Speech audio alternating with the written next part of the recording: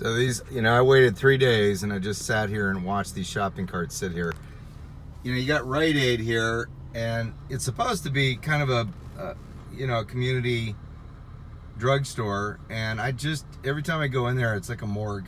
You go in and it's a morgue. I don't even know how they stay in business. I bet you they lose money. It's probably one of those places that loses money for the company. But as I come over here every single week, week after week, there's shopping carts here. And again, it's right across the street from Porto's. The city has this local sales tax, and Porto's is just like, it's like the sugar daddy for the city of Burbank. I'm never surprised every time the city gets more money from these taxes, then they want to raise taxes again. It's like an addiction.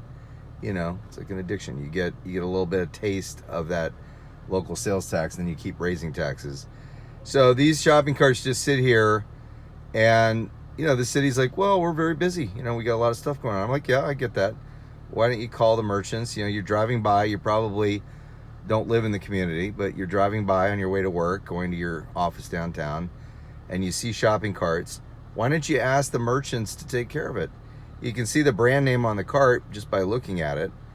These carts have sat here day after day after day, and nobody, not the drugstore, not the city, nobody, not the buses, nobody's, I guess, reported these to tell somebody that they're there.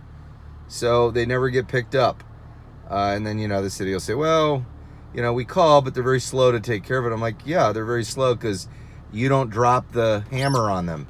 If you had a system in place for citing them for their clutter, issuing actual citations, because you give them notice. There's a statute. I read the statute.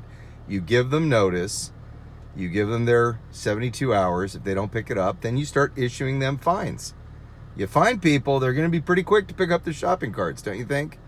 Instead, the city takes your tax dollars and they spend money to pick them up. So, it's fine. I'm not complaining about everything. I'm just saying the simple solution is, why didn't you find out whose cart it is? Notify them in writing. If they don't respond, start issuing citations. And believe me, when they start getting fines, they'll be quick to take care of it. I own a lot of properties. One of the properties in Burbank, someone dropped an old vehicle on my land, and the city sent me a notice saying, hey, you got 10 days to get this off your property. That's not even bothering anybody. I don't care, of course. I don't care about the notice. I do care about the SUV. And, I got a notice in the mail, and I called a local towing company, and they were out there in a couple hours and took it away for free because they'll just impound it and they'll sell it at auction.